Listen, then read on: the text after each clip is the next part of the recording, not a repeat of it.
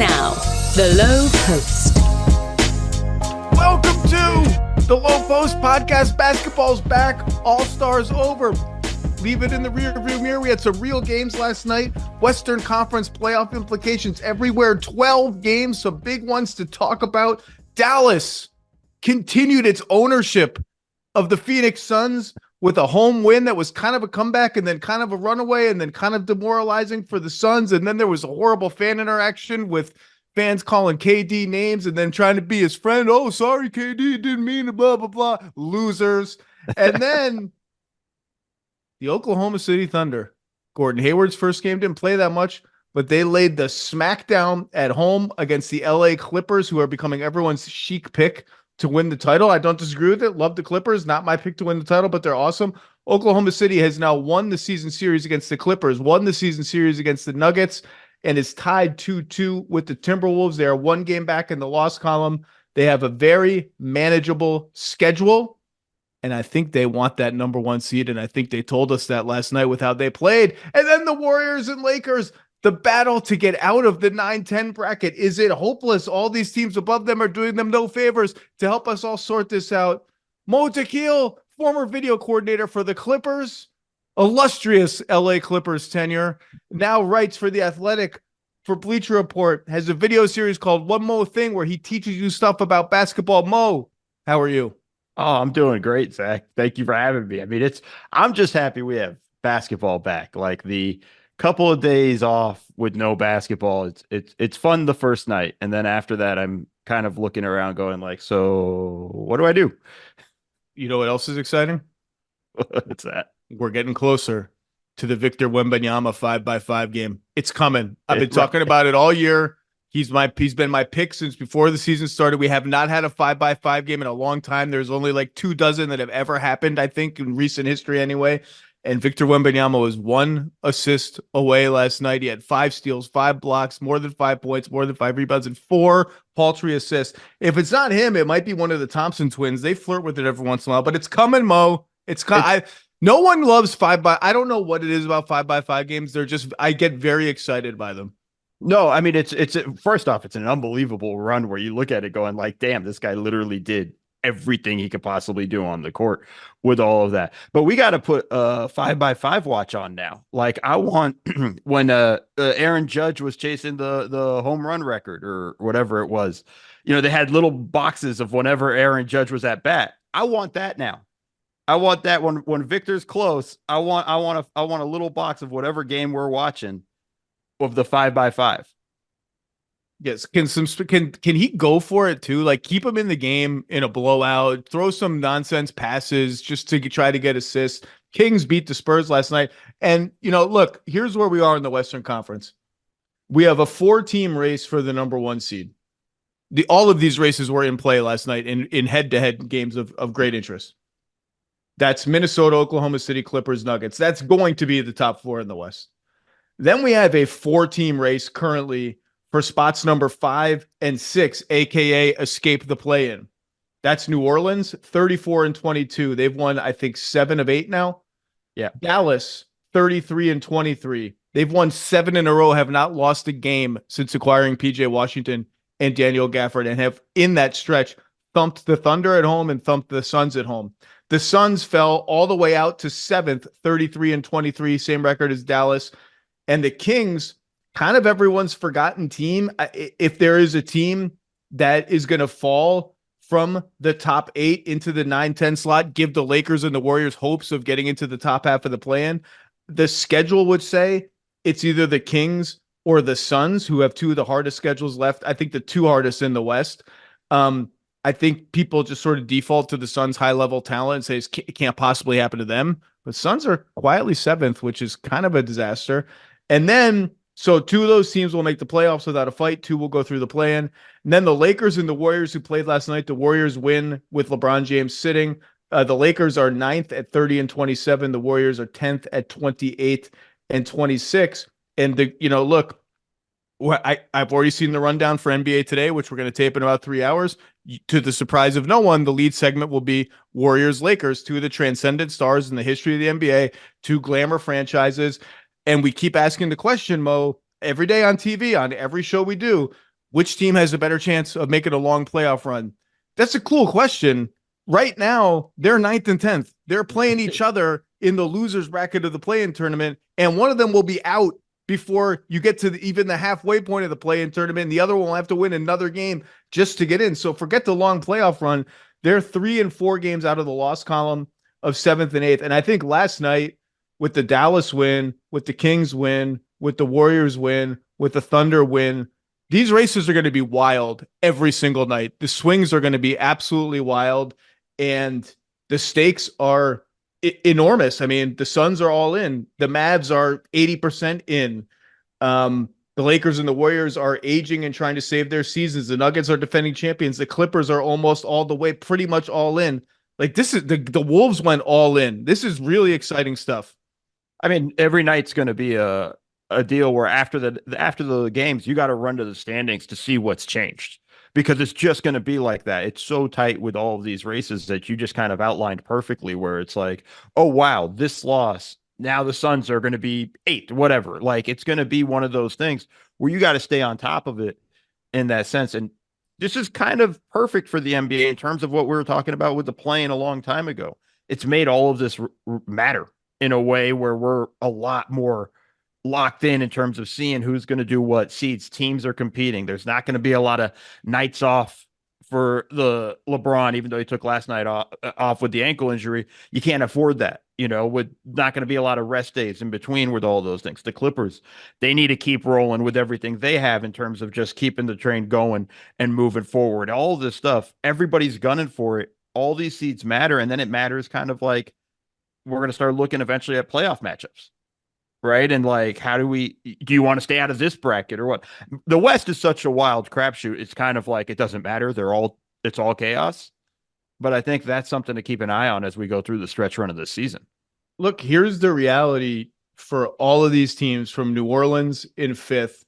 And by the way, New Orleans has two road games already done. They play 2 more road than home. Their schedule is pretty manageable going forward. Basketball Reference has New Orleans 89% chance to have a top 6 seed. Playoff status is a little bit less than that. It's probably about 65-70%, but New Orleans is in sneaky strong position. And last night's win for Dallas was a major swing win in the math. Now the math will change tonight again, but right now those two teams have solidified themselves projection system percentage-wise as big favorites to get seeds 5 and 6. But all of these teams, no matter where you go, you get in at 7, 8, 6, 5, you're facing a road where you're going to have to go through 3, potentially, barring an upset. And I do think there is some upset potential at the top of the West.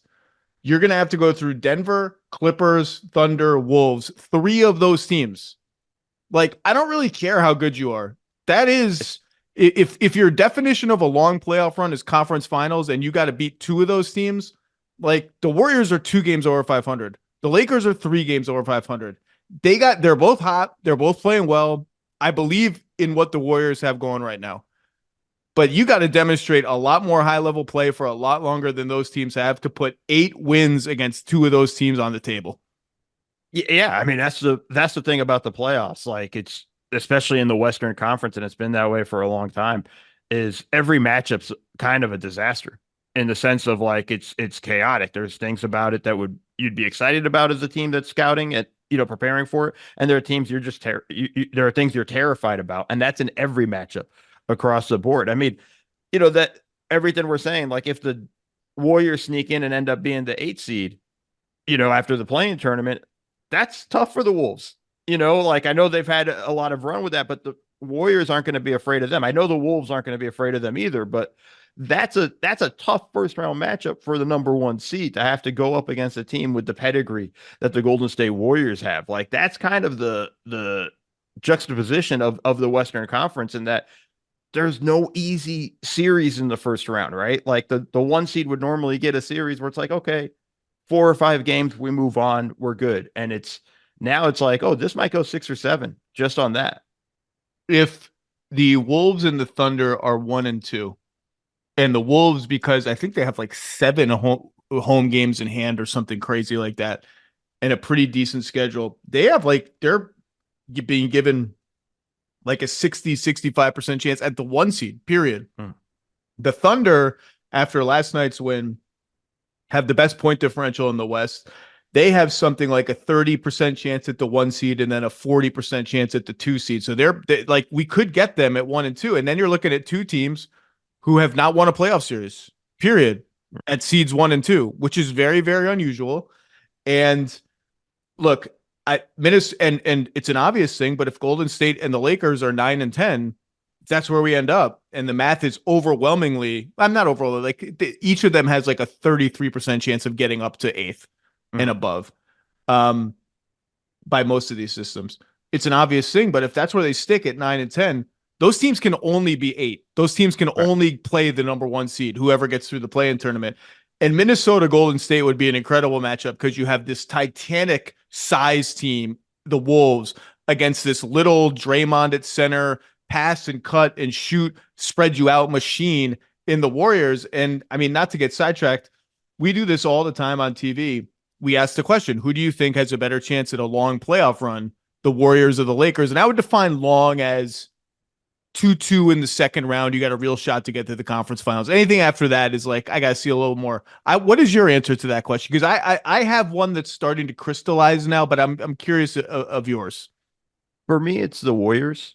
In just the sense of like, I love the way they're playing now. They've kind of have that identity of this is what we're going forward with Draymond coming back. They're 10 and 5. They're over the past 15 games. Curry's playing at an unbelievable level. I think you're even beginning to see, it's only been 2 games, but I think you're going to see chemistry built off the bench with Klay Thompson and the bench unit. And eventually I think that's something that Chris Paul should man as well when he comes back. And that can be kind of that whole unit kind of run together.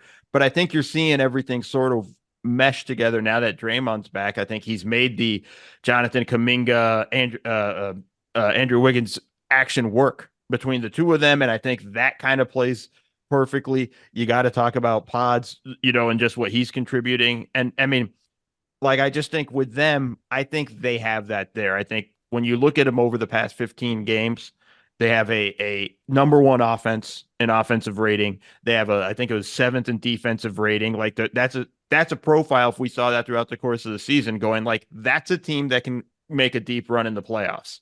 Obviously we know the caveats that come with it, but that's what I look at with the Lakers. I still don't trust their offense. LeBron is just as amazing as he is. He's also old, and I'm concerned with that being a thing where things start to creep up. This ankle injury, is it going to be nagging? Is he going to play some nights, have to take a night off here and there? Like, those are the things that worry me with the Lakers. To be clear, these are beyond generational talents we're talking about at the top of these rosters. Hall of Famers galore. If I were Minnesota or Oklahoma City, I'd be scared seeing either of these teams on the other side for me, flawed as they are, uneven as they are. But I'm kind of with you, and you said the word that's been coming to mind for me, which is identity. The Warriors were so tantalizing because of their shared history and their unique style of play. They're always like just this close to clicking. And like some games you'd see it for 5 minutes and then it would go away. And then you'd see Draymond get suspended and this guy's out and Chris Paul's out. And they were always like right there. It feels like they know, because of what they've done together, they know what that feels like. They know what their identity looks like. I think they've found it. I think this is a real thing. The starting 5 with Podziemski and Kuminga is working. Draymond at center is working. Klay had a bad shooting game last night.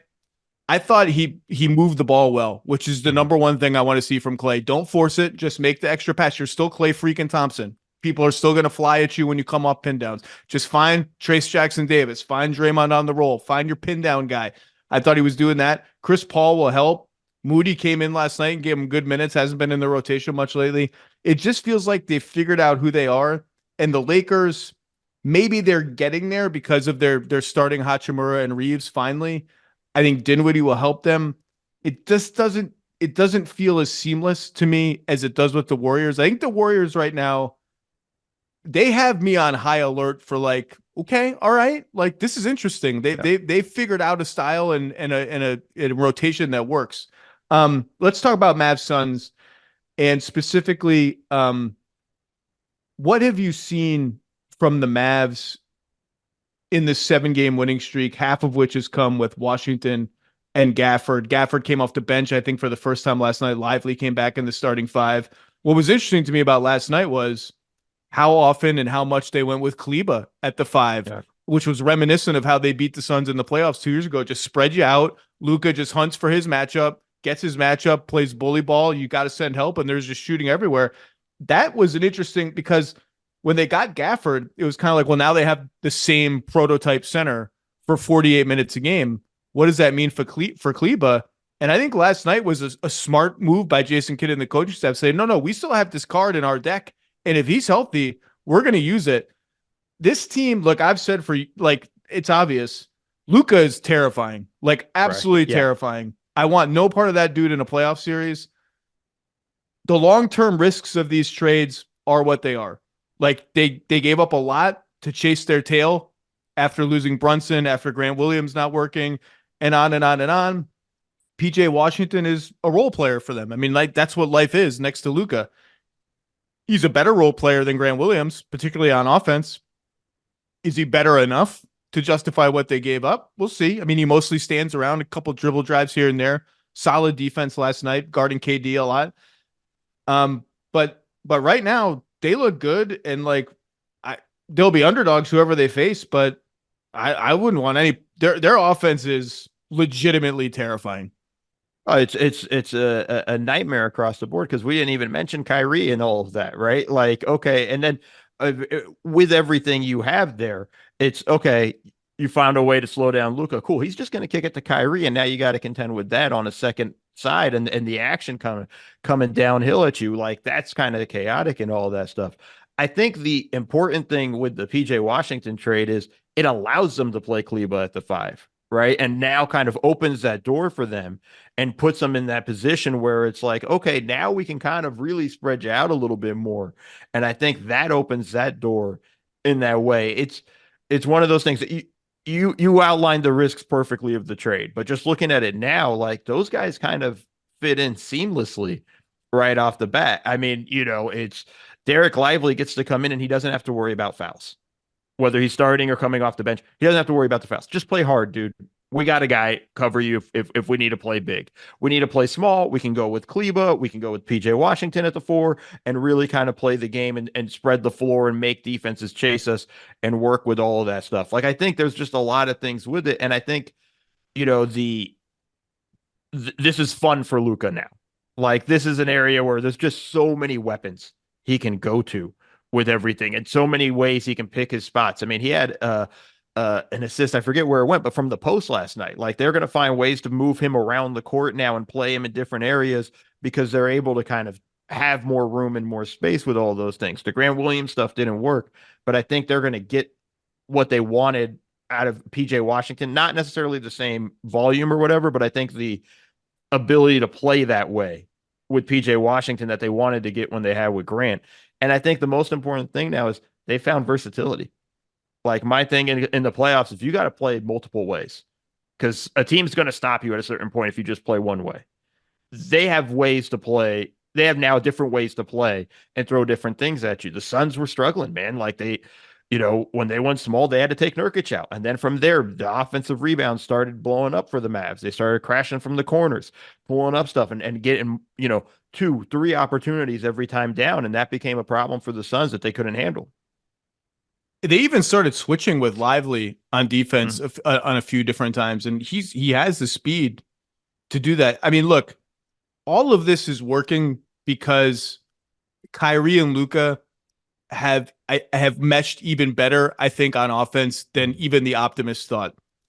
They're scoring 121 points per 100 possessions with those two on the floor. That's better than the number one offense in the league, which is now Boston, by the way, has snuck into the number one spot. And you mentioned the chemistry. Like, there's always going to be a little your turn, my turn with two ball handling stars. That's just the way it is. That's life. That doesn't really matter when both of them are very dangerous spot up 3-point shooters, particularly Kyrie. It doesn't really matter if your team is engineered to Luka pick and roll on one side, kick to Kyrie, attack a closeout, or a second screener coming up to get him on the other side. That's not stagnant, your turn, my turn. And they're screening for each other more of late. and they're running that Spain pick and roll, Yeah. and they could either one of them can do any role in that. So like it'll be a Kyrie Gafford pick and roll, and then Luka will come from the baseline and slam Gafford's dude with a back screen and then veer out somewhere for a three. The more they cooperate like that, the better it is. And you mentioned PJ Washington enabling more Kleba at the 5. I actually think that and Josh Green finding his stride again all year, despite the fact that he was playing well and making corner threes, I kept saying, like, I just don't know if Derrick Jones Jr. is the starter on like what this team should be. And now he's not. And they're using him in the right dose as like an 18-minute guy off the bench, come in and guard the best guys on the other team. This team is dangerous. Like, I don't know it's hard to know what dangerous means because so much is going to come down to playoff matchups, and just winning a round in the West is really, really hard. But I would not want to, for any of these teams, like, I would not want to face these guys. They're scary. Yeah, and one other thing too, you've said this a lot in the past, and I think it's an underrated point about Kyrie. He gets them like 4 or 5 more transition possessions a game.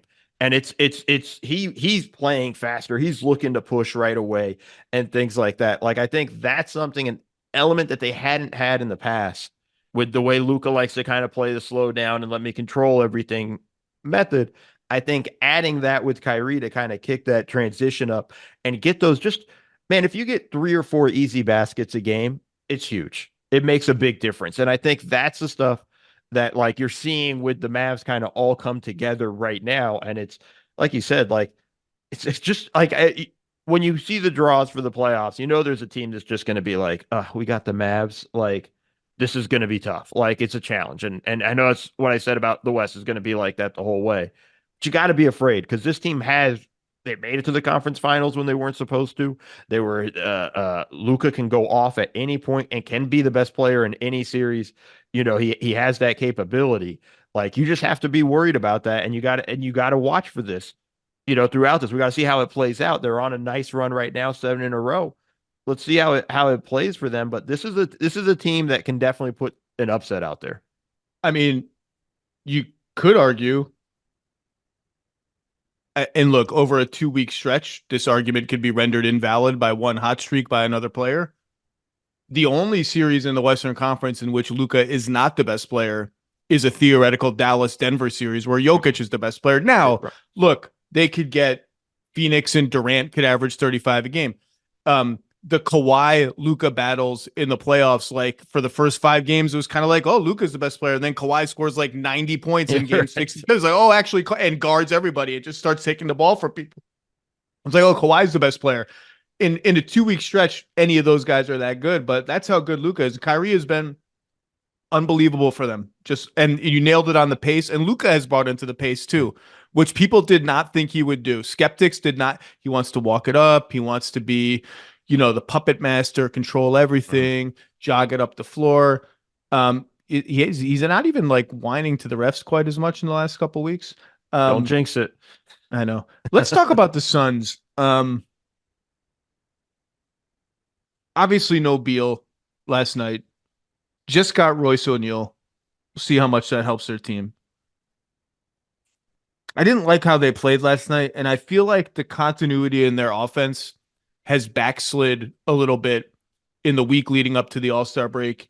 And again, last night, part of that might just be the in and out of Bradley Beal and just his lack of availability. But and look, when you just have 2 of the 3, it becomes much easier for the defense to hide weaker, smaller defenders. That's the whole thing of Beal is like, oh, our little point guards on Beal, like he's going to start setting screens for everybody. And without that, you can put 2 like-sized guys on Durant and Booker. Not that there's any like-sized answer for Durant, but you know what I mean? And at least make a go of it, switching. But I mean, I just thought the last few times I've seen Phoenix, including last night, I just haven't felt like much synergy on offense between Durant and Booker. And that worries me. And Frank Vogel just not trusting any of his backup big men at all anymore worries me. This team is, look, if they have the 3 guys healthy, which they have not had very much, they're dangerous to anybody. But this team traded everything for Kevin Durant, and then they traded everything they had left in the cupboard for Bradley Beal. All these pick swaps that they've split a million times. They're seventh right now. Like it's not a brewing disaster. That seems a little strong because the playoffs are always there.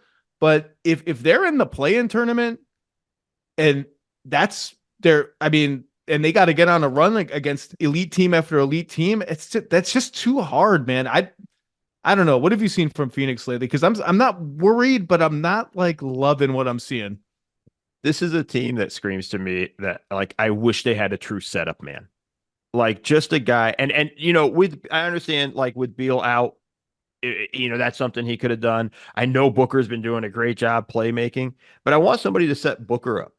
Like I think and more so than even just Beal. Like that's not the answer to me. Like they need somebody that can run them into, hey, just handle the ball while Kevin Durant and Booker are running floppy.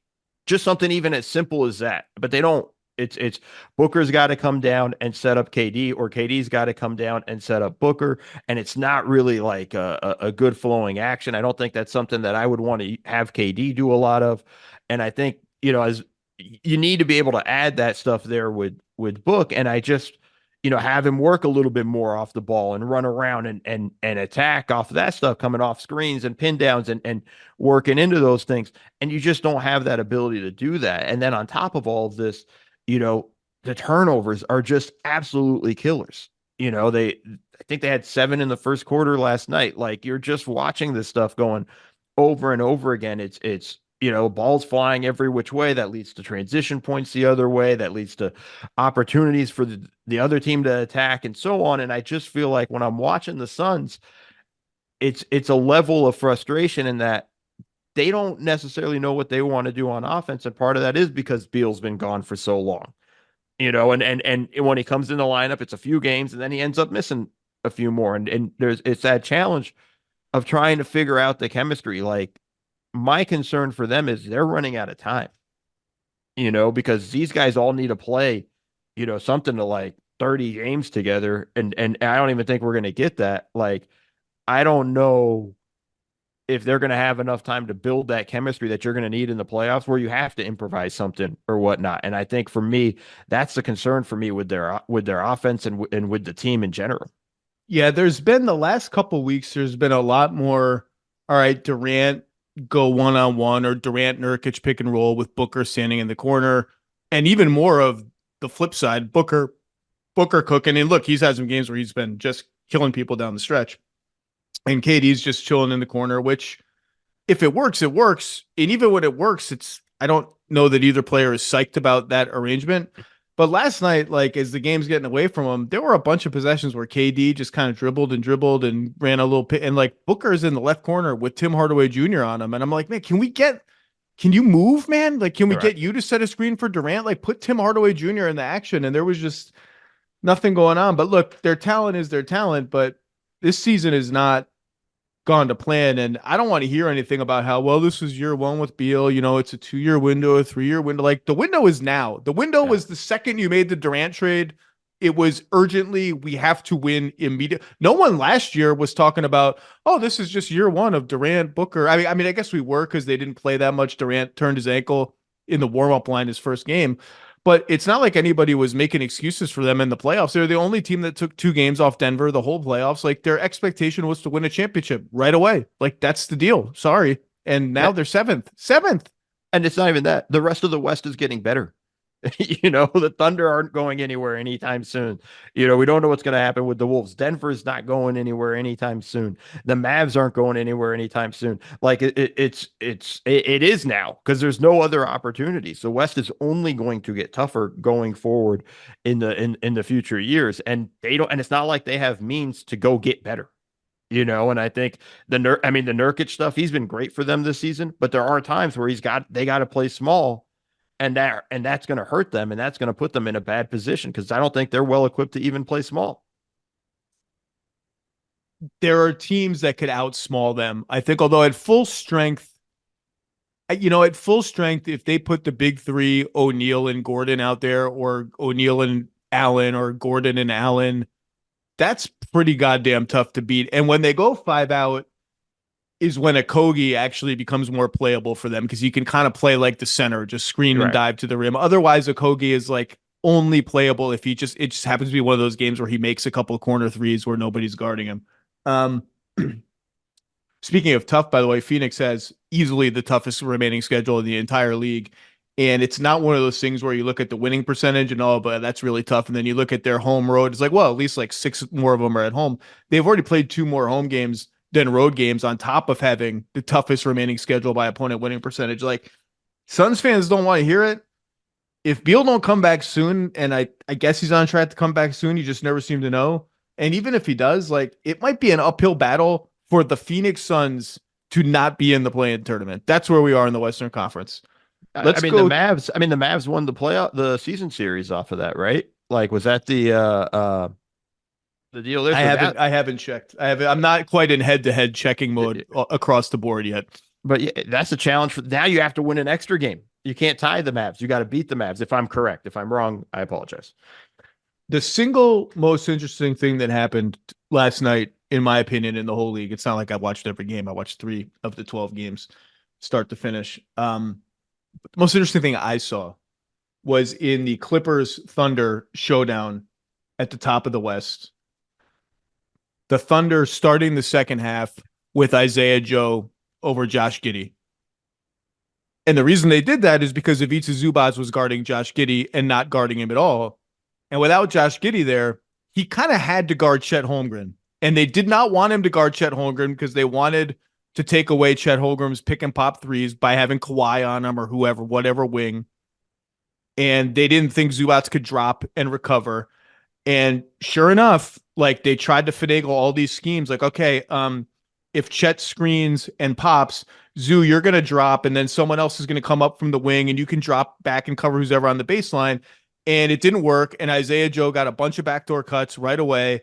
And it was interesting to me because the Giddey variable has been sitting there kind of festering all season.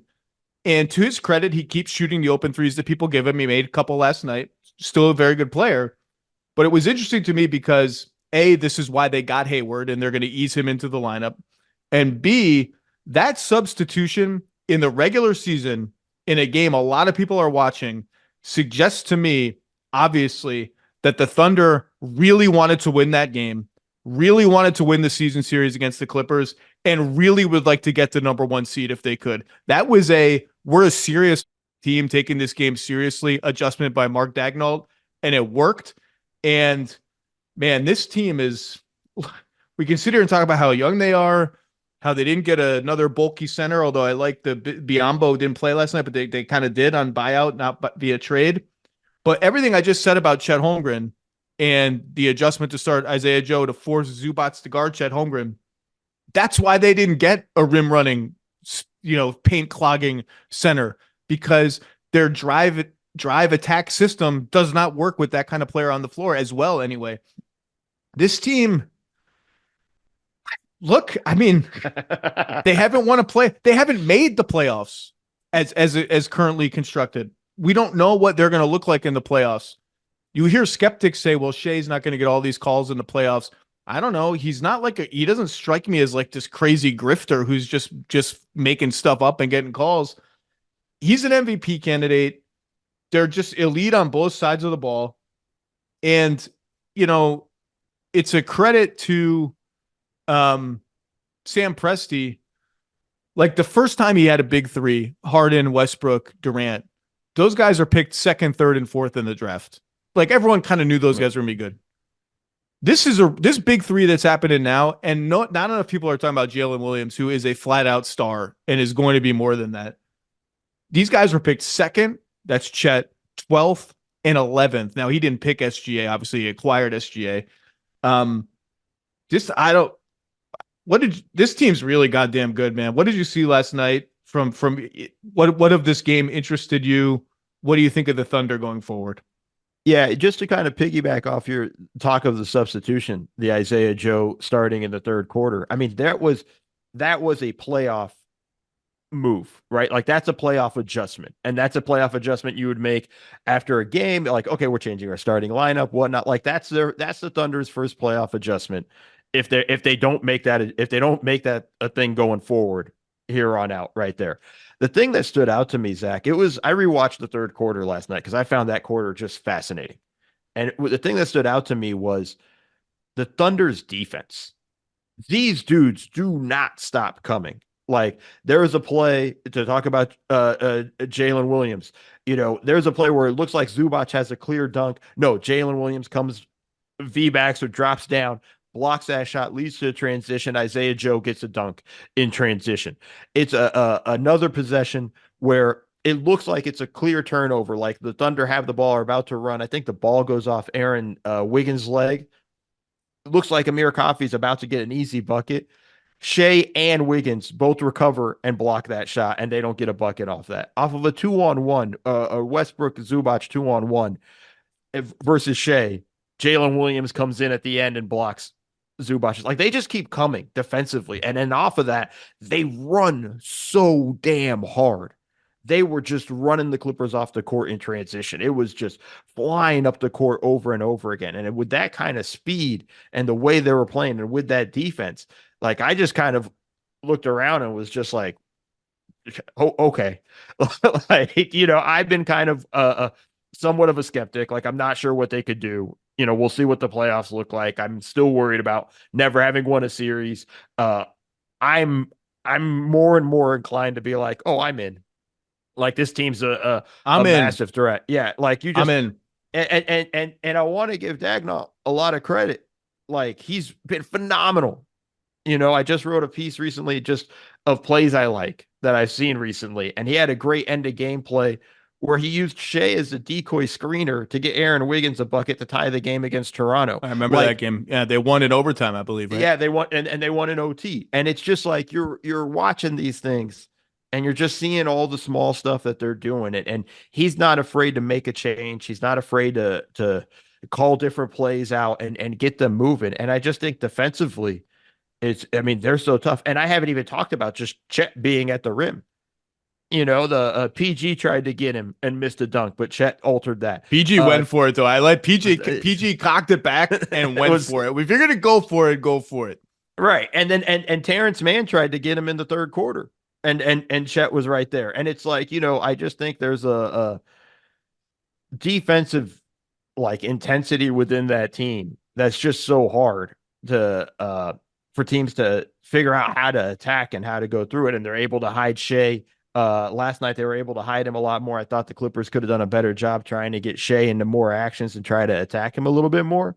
But even then, it's still a tough go. I mean, Dort, unbelievable. Like he strips PG clean when PG's trying to go for a shot, and that's another transition bucket. Like their ability to turn defense to offense might be one of the best in the league. And I think that's really going to be the thing teams have to figure out come playoff time. Well, that's going to be the bellwether for them and why the matchups are going to be so interesting, because if they run into at any point an extreme ball security team like the Mavericks, who I believe have the lowest turnover rate in the league, which is a Luka thing, it's going to be interesting because the Thunder are a bad rebounding team. They're bad on both ends of the floor, and they make up for it they force more turnovers than anyone. They're number one in forcing turnovers, and they turn that in offense. They had 9 steals and 11 blocks last night against the Clippers.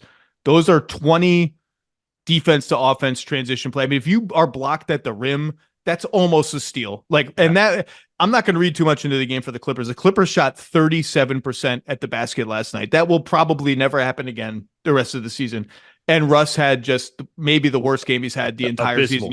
This is the first time with the Clippers, at least that I'm sure there's been another game or two, but where it looked like Lakers Russ just out there throwing stuff up at the rim and hurting his team. I don't expect that to replicate itself, but they need those plays to get moving, and they also make up for it because they are a great rim protection team. Chet may get you, Zoo may be able to put him under the basket and bully him around, and he's skinny. He makes up for it by being extremely long, having incredible timing, and having incredible instincts, and being able to block shots that normally don't get blocked. And he did that last night. I want to talk about Shai. Kind of a ho-hum 31-point performance last night, 12 of 19, 3 of 6 from 3. I like when he gets a little frisky from the 3-point arc. And I think he's going to have to do that in big playoff games because teams are going to sell out on his drives, and he's a good shooter. only 6 free throws, 31 points, 8 assists, 2 turnovers. Part of the reason I'm in on this team as a legit contender is I think his game will carry over to the playoffs. Like, I just think this guy is that good. I know he's not as tall as the prototype Kawhi, Durant, even Luka, just like number one ball handlers, but he's so fast and so smart and so long that he just doesn't really have any problems getting his shot off, other than, like, Tatum gave him a little bit of trouble here and there, Kawhi a little bit here and there, although not last night. And you can see, man, when he gets a defender on him that he knows is just not on his level, and last night it was Harden and Amir Coffey, we get him on switches, he just cooks them. Like, they have no shot. His step back, he knows I can get 8 feet of space on my step back. I think he's absolutely 100% legit. And I think MVP right now is pretty close to a toss-up between Shai and Jokic, and Luka's coming. Giannis is right there. Those 4 guys are above and beyond everybody else. I have a take I'll get to in a second. The Bucks have to figure some stuff out for Giannis's case to really crystallize. But look, 31 a game, 6.5 assists, leads the league in steals, 55% from the floor, 38% from threes. The advanced stats are always going to lean Jokic because he's just unbelievable. And, like, the traditional stats are 26, 12, and 9. It's ridiculous. He had a 19 rebound, 15 assist, triple double. We need to come up with a word for triple doubles where it's over 15 in every category. Right. That should be like a special thing. And he's got all the advanced stats, but Shai's close enough that when you look at the importance he has, we're talking about how young and untested the Thunder are. This is the guy that makes them steely and confident, and, like, everything about his game and his mentality, and the fact that, hey, man, when everything's tough and defenses are swarming and the crowd's going crazy, like, yeah, we're young. We got a bunch of 20, 21, 22-year-olds. This dude's in his prime, and he's ready, and they all feel that. And if you told me today you had Shai MVP, or you think Shai should be the favorite for the MVP, I don't really have a strong argument against you. I actually... It would be, I haven't dug deep enough yet, but he would be very, very close to having my vote. As of now, not final, as of now. Yeah, I think the one thing with Shai, too, is that he's really mastered the stop on a dime at the elbow pull up. With everybody so afraid of him getting to the rim, it kind of makes him that 3-level scorer to the degree. Obviously, with the 3-point shooting has come along this season, but that's where everybody's going to kind of lay off on him. But I think his ability to do all of those things, like he can do pretty much everything on the court offensively, minus deep 3 balls. Like, in that sense, pull up threes, attack the rim, everything like that, dropping dimes. The pick and pop game between him and Chet is perfect for them. I mean, they got Zoo in one of those situations, I think, in the second quarter where they. By the way, I keep talking about how mature the Thunder are for their age, how they do not look like a young team, and there's a million examples every game. What you just said, the minute they put Joe in the game, and the minute they saw Zubats on Chet, pick and pop with Chet, just like there's no wasted possessions. There's no, we got to figure out how to get to that. No, we're going there. Right. And that's him too, understanding the plan. And hey, let's go to work. Let's get to this stuff going through it.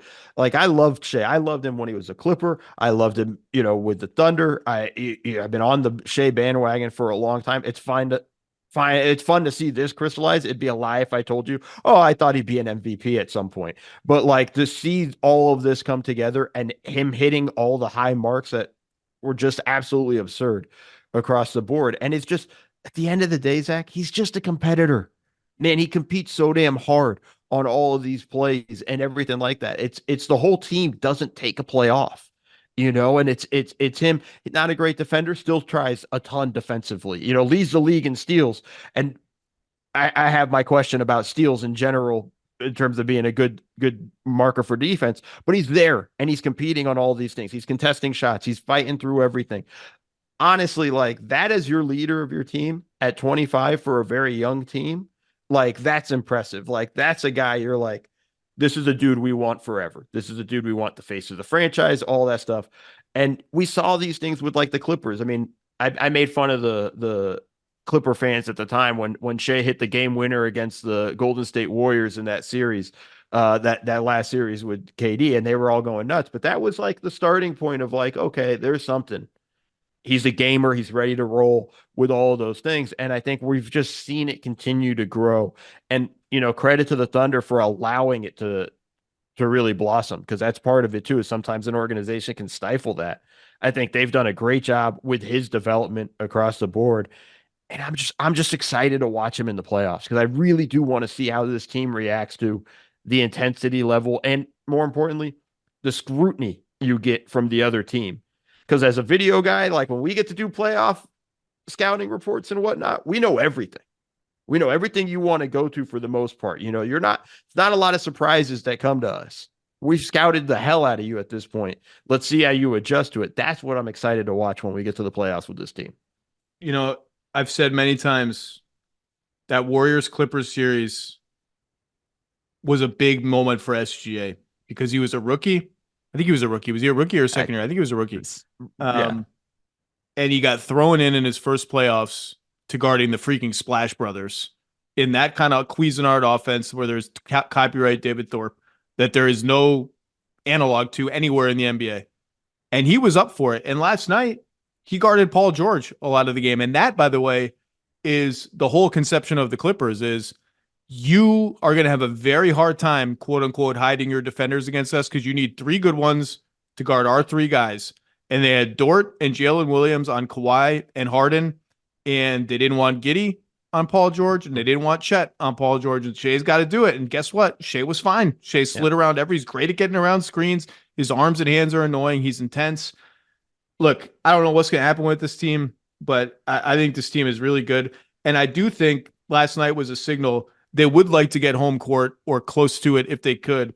And it's funny to see Denver go the other way. I don't know if you saw Michael Malone's comments yesterday about home court versus health, but this is rational. Like last year, haven't won a title, tons of pressure on us. We'd love to get the number 1 seed, get us in as much of a comfort zone as possible, give us home court every series. We're dominant home team. This year, been there, done that, confident in ourselves, played great on the road in the playoffs last year. We'll take our chances. Would we like to not see Phoenix in the first round? Sure, whatever. But or Dallas or whoever it ends up being, it's not like they're going to stop trying. We're not going all out for it because we've proven enough to ourselves. Can I give you an MVP thing real quick? Yes, please. Look, I picked Boston to win the title. I'm still picking Boston. I'm not like Perk. I joked with Perk on NBA Today yesterday. I think Perk has picked 10 different teams to make the finals combined in the last 2 seasons as the seasons go on. I love you, Perk. I picked Boston over Denver to start the season. That was my finals pick. I'm sticking with it. Love Boston. Best team in the NBA right now. 44-12, 45-12. I don't know. Blew the shit out of the Bulls last night. Everyone played well. It's starting to happen, Mo. There is a burgeoning Tatum should be MVP take that is making its way across the NBA media sphere. Chiney said it yesterday on NBA Today. Perk has been on it a lot all year, and it defaults to the whole best player, best team thing. Like, oh, isn't that what MVP always is? Okay, like, look, he was my preseason pick to win MVP when we made predictions. Statistically, there just is not a case for him over these other 4 guys that I've mentioned. Like advanced, traditional, there is not a case for Jayson Tatum over Jokic, SGA, Luka, or Giannis, other than Boston has the best record and he's the best player on the best team. Boston has the best record partly because Jayson Tatum's amazing, but even more than that because their entire top 6 is amazing, and they had 4 guys who had legitimate claims to make an all-star team, and that doesn't include Drew Holiday or Al Horford. Their depth their top end depth is the number 1 reason why they are this good. I'm number 1, whatever. It's just apples to oranges. And I get the reasoning. He was my preseason MVP take. I love Jayson Tatum. He's a first or second team all NBA player every year at this point. I think I've had him first team the last 2 or 3 years. This year without positions, it's kind of, I haven't started to think about it yet so much. I don't know about you. It's hard. His numbers are and look, I can see the counter argument. Celtics fans saying, well, his numbers don't compare to those other guys because we have all these guys who can produce so many points and so many assists and so many rebounds. He doesn't need to average 34 a game like Luka or 31 a game like SGA. That's fair. The advanced numbers, he's a distant fifth. Like whatever advanced numbers you want to look at, he's a distant fifth. It's a little bit of a hard case to make. I don't know what you think. I'm actually with you on this. And the reason why too, though, is I think he's the best player on the Celtics team. Oh, it's not close. He's the best player on the team. I don't think he's the most important player on that team. Oh, I think that's and are you going to say Porzingis? I think it's Derek White. I think what he does for that team he's the puzzle piece that allows everything to go.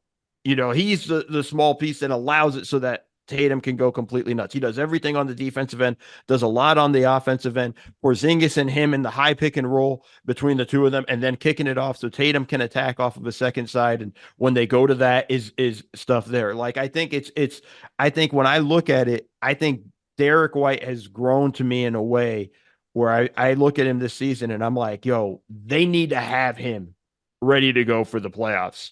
And you can make the argument that Porzingis is number 2 in terms of most important stuff, because we know what you're going to get from Tatum. And this isn't a shot at Tatum. Tatum's unbelievable, right? Like, that's the thing. But if this team's going to hit the high marks that they need to hit, they need those guys to really be those dudes. Whereas I think they could win a playoff series in the East without Jayson Tatum. I don't think any of the other teams that the other MVP candidates, those teams can win a playoff series without them. And for me, that's kind of an important thing there in the MVP kind of argument, is I think Boston wouldn't win a championship without Tatum, but they can win a playoff series. I don't know if the other teams can. And I think that's for me, that's kind of like where I'm going with the barometer of that. And I don't know if that's a hot take or not, but I think that's just the way I look at it when I watch the Celtics. All right, let me be clear. I think you're arguing about Derek White being the most important player is fun. Jayson Tatum is the most important player on the Celtics for me. He's the best and most important player on the Celtics.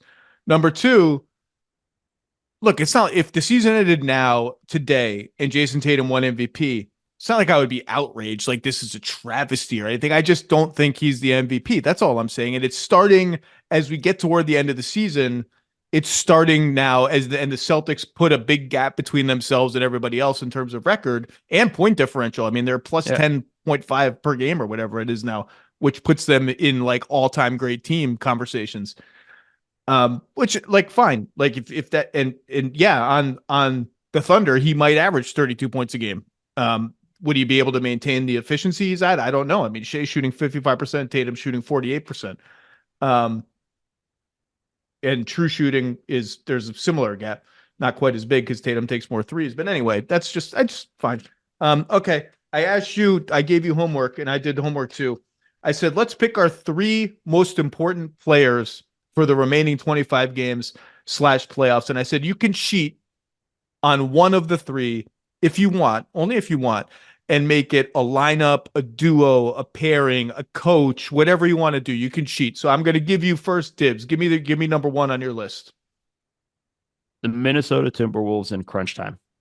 Okay. Well, you really cheated, and you cheated right at the top. Right at the top. I just looked at it, and I just think I am, for a team that is so good that we're excited about, I am terrified every time they're in a close game because I don't trust them. I think their fans are too. Yeah, I mean, it's just and I just think when it comes to the playoffs, you're going to be in a ton of close games.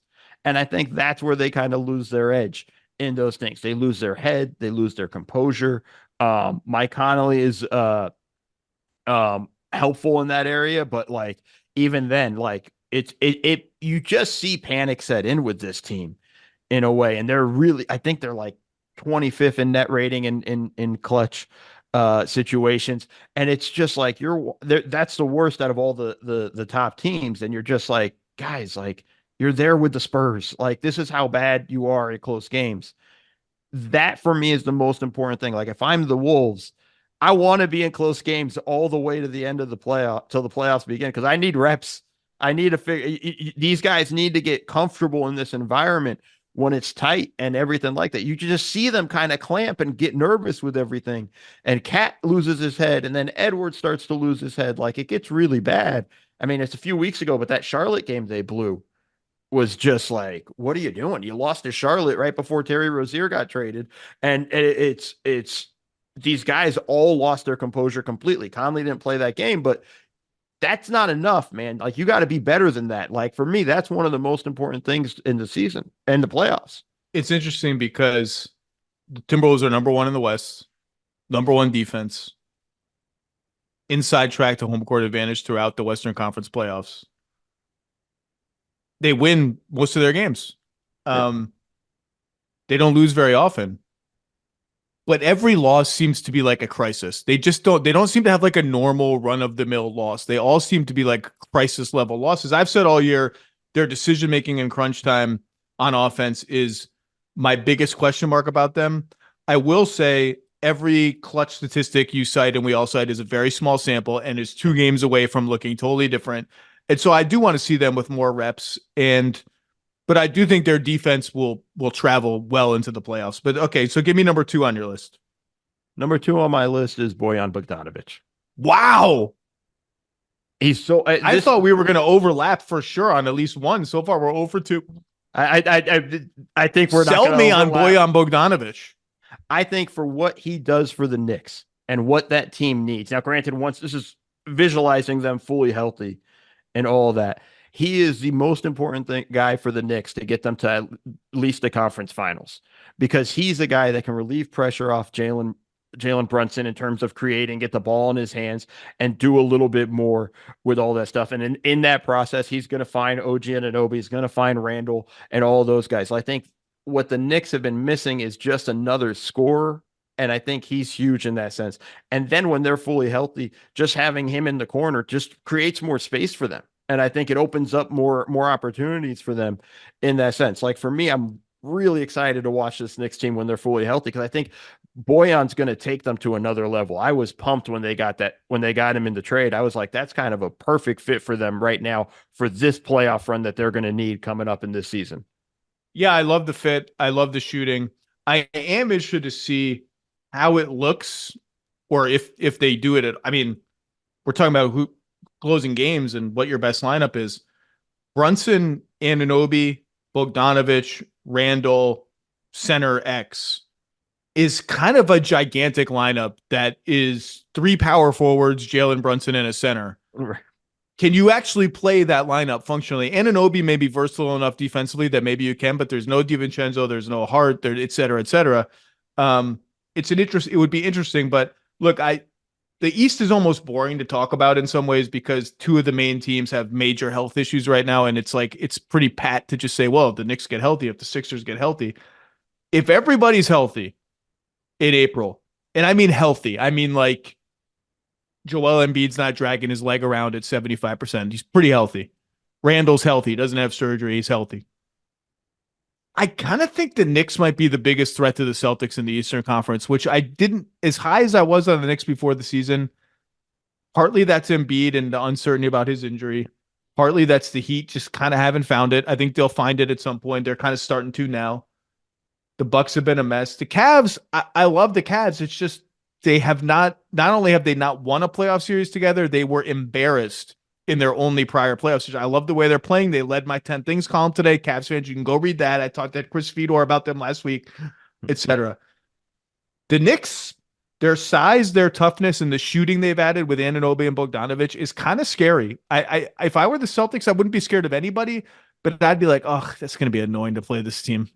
Yeah, it's just you're going to be in a brutal fight with them in the playoffs. Like, I think that's the kind of way I look at them, and I think their toughness with all of that. And, you know, if they get Mitchell Robinson back, and who knows what he looks like in that regard. And then the other thing too, Zach, I value versatility. I value being able to play different ways. They can throw a lot of different things out there on the floor with the way, with all of these options they have now. And I think, you know, for me, that's a team to really keep an eye on. And I think Bogdanovic, Brunson is the guy, but I think Bogdanovic is so key to that for them for this stretch run here.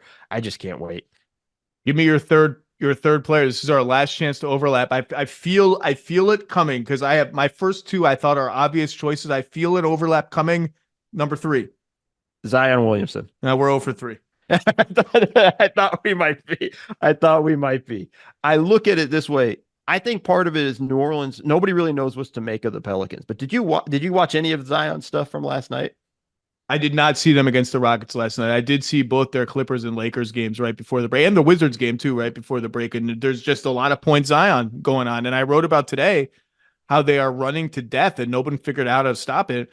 This right wing, ultra low angle pick and roll where Valanciunas or Nance will screen for Zion like 9 feet from the basket, and it's just no one can stop it. Yeah, and he is. The game last night against they beat Houston pretty easily, 27-9, and you just watch the way Zion attacked over and over and over again. It's kind of like a rejuvenated Zion.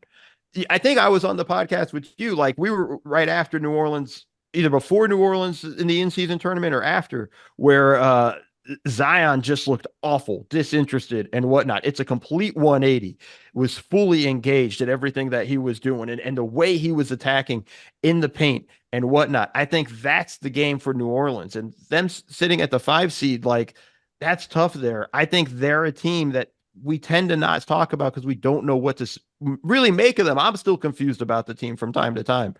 But they got a lot of talent, and I think, again, he's the guy. If he goes and attacks this way and finishes the season this tough, like, that's a team we're going to start talking about in terms of, like, man, that's going to be a tough team to play in the first round of the playoffs with Zion attacking the way he is, point Zion, everything that goes with it.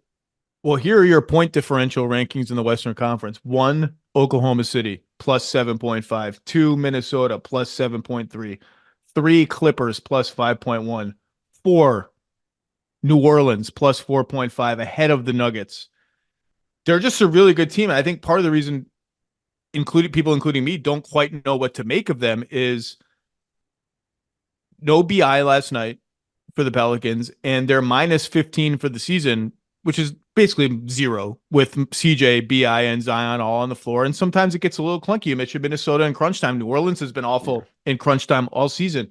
It's just a strange brew of players, but something about it works. And I think the tribute to that is like they start, I think probably people would say 1+ defensive player in Herb Jones, who had 7 steals last night. Talk about a 5x5 candidate, Herb Jones. And 4 average to worst defenders, and yet they're in the top 10 in defense for the second straight season. There's something they are doing. Now they're getting a little lucky with opponent 3-point shooting, but they're a solid team. Can I give you my 3 rapid fire? Yes. And by the way, like Pelicans, scary. Not as scary to me as the Mavs, but scary. Here are my 3 in order. Number 1, with a bullet, is Chris Middleton. I think the single most important story in the NBA for the next 25 games plus playoffs is, so what are the Bucks? Like, what are we doing right now? Like 3-7 under Doc Rivers, half the teams in Cabo, coaching change, big trade, up and down play. Have they had 5 games the whole season where they look like a good team on both ends of the floor at the same time? I don't think they have. I don't think they've had like a 3 or 4 game stretch of that.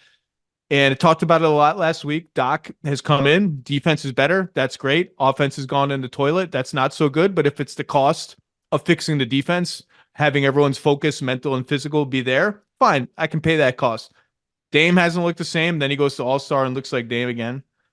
None of this matters without Chris Middleton, who just keeps getting these little injuries. He's had an ankle thing for a while. He's out again. He was out before the All-Star break. Well, I think he's going to come back pretty soon. We'll see. He had played in a few back-to-back, maybe a couple back-to-backs, and the minutes had gone up, and it looked like we were trending the right way.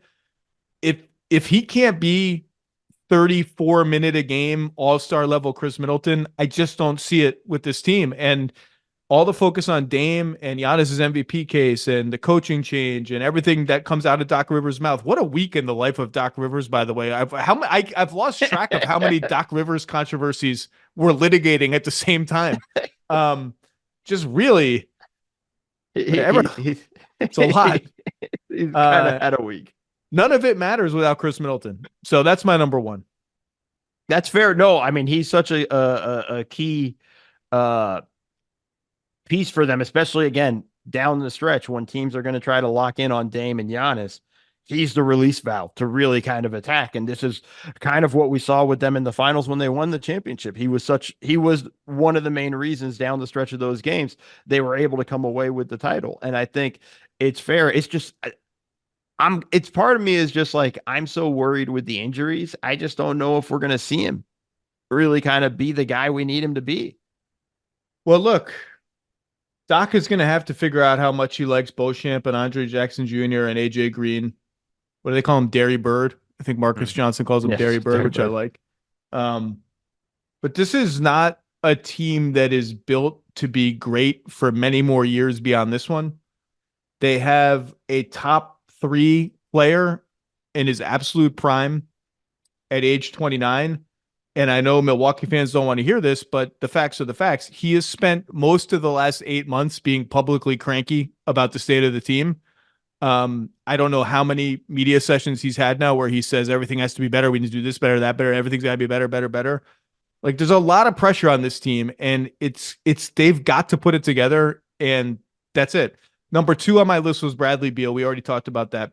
Number 3 was where I cheated, and I don't know my level of concern about this is actually kind of unclear. It's the Nuggets bench, because the Nuggets are still my pick to come out of the West. They have the best player in the world. They have the best 2-man game in the NBA. They have the best starting 5 that existed before this season. The Celtics starting 5 is neck and neck with them for best lineup in the whole NBA. They did lose Bruce Brown and Jeff Green. Jeff Green should frankly be replaceable, and I think that's not a big loss for them. Bruce Brown closed games for them. Bruce Brown played 30-plus minutes in pivotal playoff games. And so the bench is Reggie Jackson, who's been fine. Don't love the Jackson-Murray pairing when they have to go to it, but it's been fine.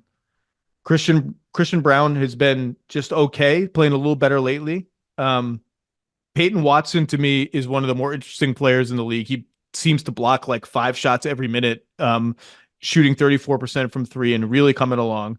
Zeke Naji got in and had 4 blocks last night, taking over as backup center for DJ for at least a night. And I do wonder what would have happened had Julian Strawther not gotten injured and missed like 15, 20 games, whatever he missed. He's back now, but played garbage time last night. He's out of the rotation. I thought he was on track to be an interesting part of their bench. Maybe none of this matters because at go time, and we've seen it in games they care, they're just going to stagger the minutes. So 2 of the starters are on the floor all the time, and Jamal Murray and Aaron Gordon playing center are on the floor when Jokic is on the bench. Maybe it's much ado about nothing, but Bruce Brown had moments where it was like Bruce Brown just swung this game in a 2-minute stretch, helped them swing the game. Corner 3, steal, whatever. I'm not worried, but the Nuggets made a clear choice, or unless they pick up a buyout player, they will have made a clear choice. We're going with the young guys because we're not just building for this year.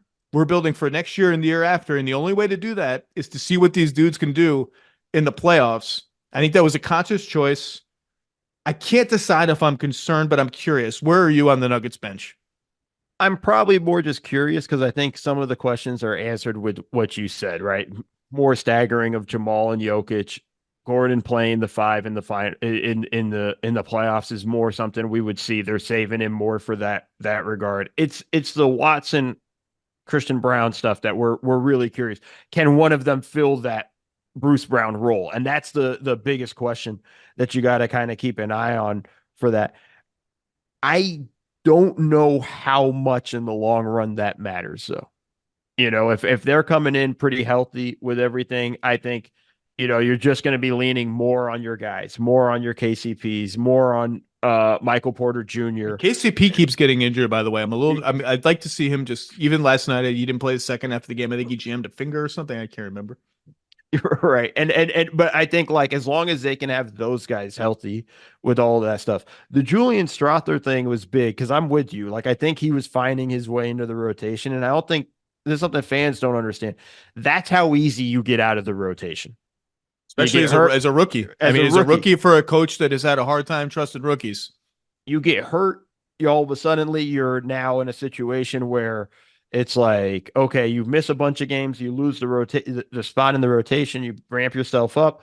It's hard to get back in into those good graces. And I think that's the thing there. Like, he would have been a really nice piece to kind of come in and just, again, continue to help spread the floor or whatnot. So I'm not as concerned about that, just because I think they have ways to fix it in the playoffs. And for me, a lot of times depth in the playoffs really just turns to, can you just not hurt us for 4 minutes till Jokic comes back in the game, or Murray or whatnot. And I think that's kind of the way. So I'm not worried. It's curious is a good way to put it, but not worried. Did you make a preseason finals pick? I had Denver, Boston, and I had Denver winning. So we had the same finals, but different outcomes. Do you allow yourself the leeway, the perk way to change your pick, or do you stick with it? No, I allow myself the leeway. I cheat all the time. But are you sticking with it, or where are you now? I'm sticking with it now. I think if you asked me 3 weeks ago, I probably would have been like Clippers, but like I'm kind of, listen, they got blown out by Minnesota. The game last night, like I have questions with the Clippers where I'm a little bit, I think the Clippers have a chance, but it's like I need to see a little bit more, because I feel like after the Grammy road trip, I feel like they've let down a little bit. Which is, natural. They come in, They have all this drama with Harden, 0-5, 0-6, whatever it is. Then they blitz the league for 35 games. And, now it's like dog days, all-star, et cetera. I think the Clippers are right. If I had to power rank who comes out of the West, I think I would go Denver 1, Clippers 2, and then from there, the other top teams. Mo Dakhil, read him at The Athletic, read him at Bleacher Report. Watch one more thing. What do we have coming out? What else we got? What do you want to promote? I have something actually coming out on The Athletic, on Bleacher Report, coming about looking at the potential free agents and who should potentially just think about staying where they're at. All right. Mo Dakhil, thank you, sir. I hope to see you in Los Angeles soon. It's always a pleasure to chop it up with you. Thanks for joining us. Thank you for having me.